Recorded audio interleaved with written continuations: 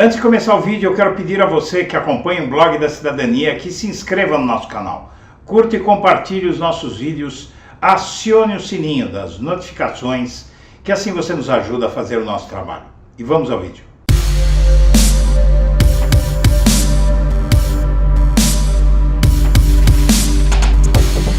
Bom dia, senhoras e senhores. Hoje é 15 de outubro de 2022, são 8 horas da manhã.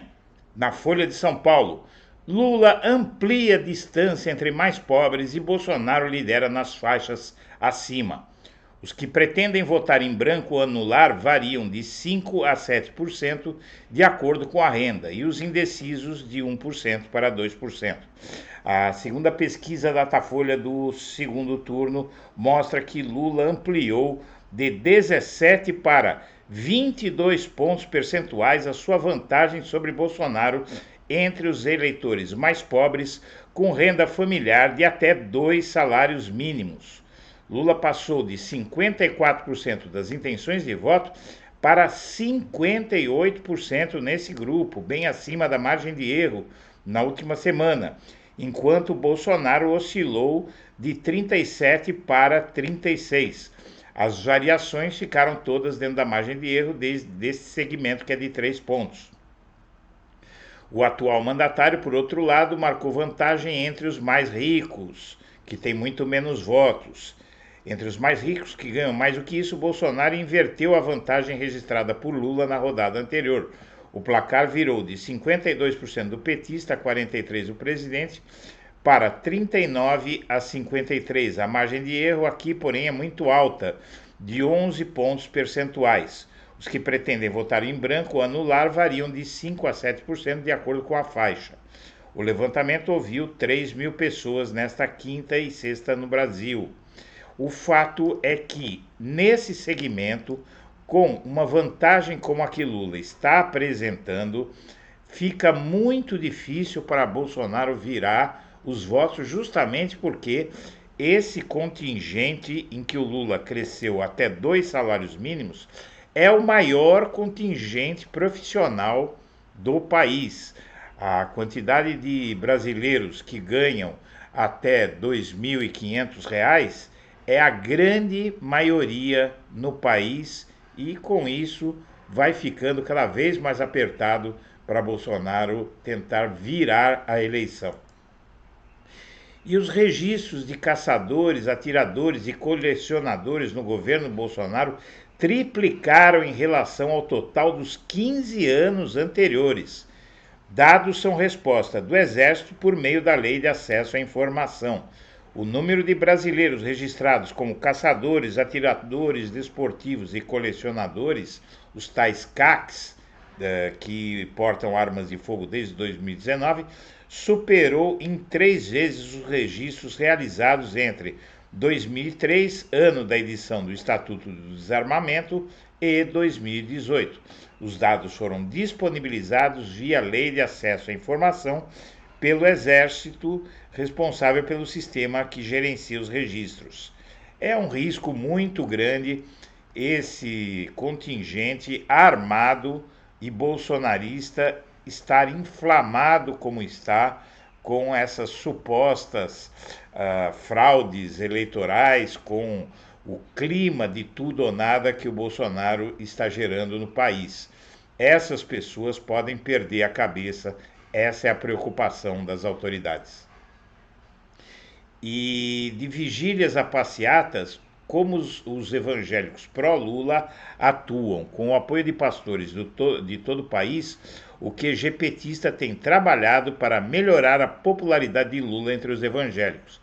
A chamada Guerra Santa se tornou um dos marcos das eleições presidenciais de 2022. Nos últimos meses, as campanhas de Bolsonaro e Lula têm traçado estratégias voltadas aos eleitores religiosos para conquistar votos. Na equipe de Lula, o esforço principal é chegar aos evangélicos, grupo no qual a popularidade do ex-presidente é menor. Com o apoio de pastores de todo o país, o QG petista tem trabalhado para melhorar o cenário até o segundo turno das eleições. A pesquisa Datafolha mais recente aponta Lula em vantagem entre os católicos. De acordo com o último levantamento do Instituto, divulgado em 14 de outubro, o Lula tem 57% das intenções de voto neste grupo contra 37% de Bolsonaro e o número se inverte entre os evangélicos. E Bolsonaro escala time para reverter a rejeição entre o eleitorado feminino. Primeira-dama, congressistas e outras autoridades têm rodado o país na tentativa de conquistar votos de mulheres. Na tentativa de reverter sua rejeição perante o eleitorado feminino, Bolsonaro escalou um time de mulheres para percorrer o país em campanha. A atuação do grupo se intensificou nas últimas 2 semanas com a largada do segundo turno. Foi instituído um comitê intitulado Mulheres com Bolsonaro. O fato é que a preocupação dele, tardia com as mulheres, tem uma única razão. Ele é muito impopular entre elas e essa rejeição de 51% entre as mulheres simplesmente inviabiliza a reeleição de Bolsonaro. Para ter chance de vencer a eleição, ele não pode ter o maior contingente eleitoral, que é o feminino, contra si. Com 51% de rejeição, Bolsonaro já perdeu. E Lula e Simone Tebet acertam finalmente uma agenda juntos. Primeiro encontro do petista e da senadora num palanque acontecerá agora, dia 17, em São Paulo. Depois do anúncio de apoio de uma entrevista coletiva conjunta, Simone Tebet e Lula, enfim, vão se encontrar em campanha pela primeira vez. A expectativa é que os dois façam seu primeiro ato em dupla na segunda-feira, 17, em um encontro com religiosos. Na noite do mesmo dia, também em São Paulo, Tebet vai promover, sem Lula, um encontro na casa da ambientalista Tereza Bracher, com a presença do economista Armínio Fraga e a deputada federal Marina Silva, que já manifestaram apoio a Lula. O evento também vai contar com Neca Setúbal e a Marisa Moreira Salles, além de empresários e pessoas do mercado financeiro que apoiaram Simone Tebet no primeiro turno e estão em dúvida sobre o segundo. O ex-presidente volta de viagem a Pernambuco e vai acertar a agenda junto com a coordenação da MDBista.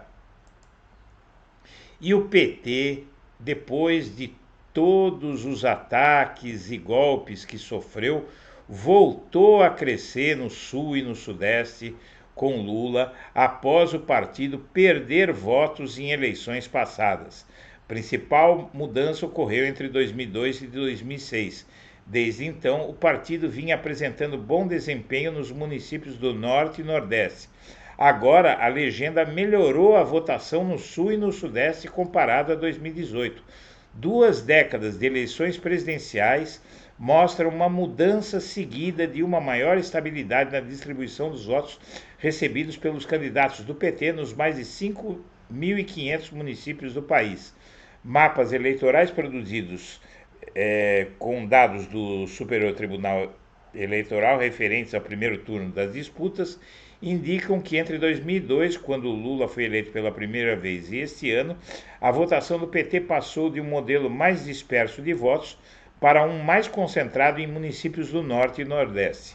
Com mais de 57 milhões de votos conquistados este ano, a votação de Lula voltou a expressar força nesses municípios, mas agora também com a retomada em grandes centros do Sudeste e em cidades importantes do Sul e do Centro-Oeste.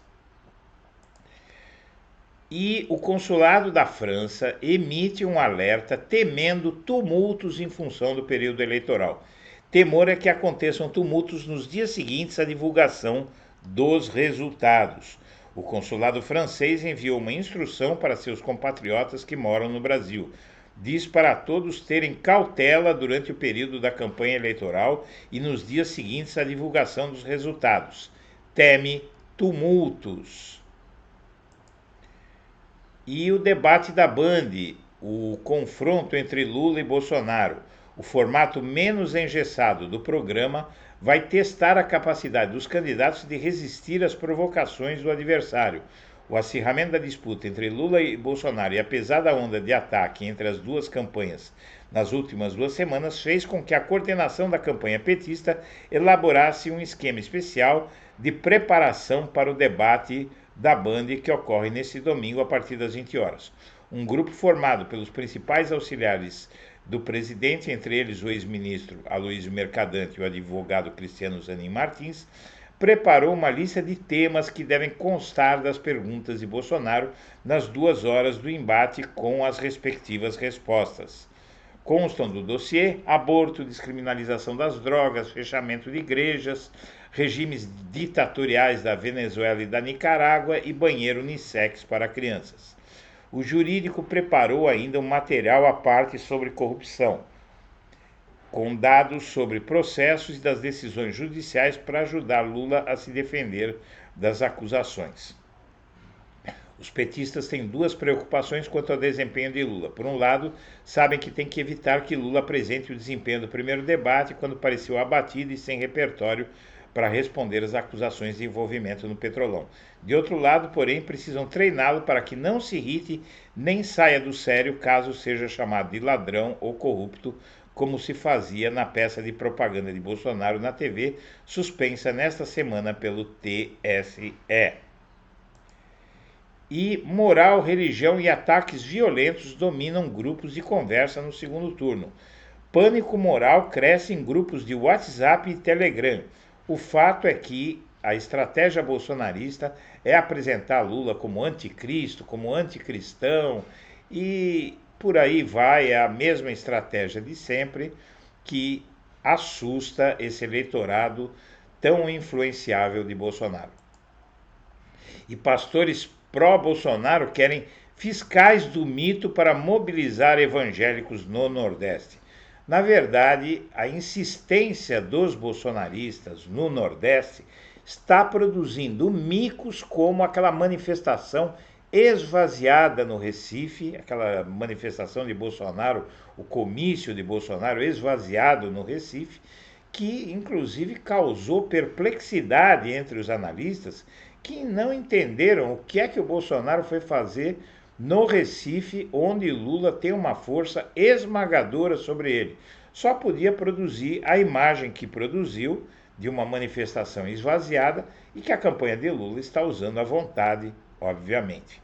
Minha amiga, meu amigo, nós agradecemos a atenção e estaremos de volta ao meio-dia. Um abraço para todo mundo.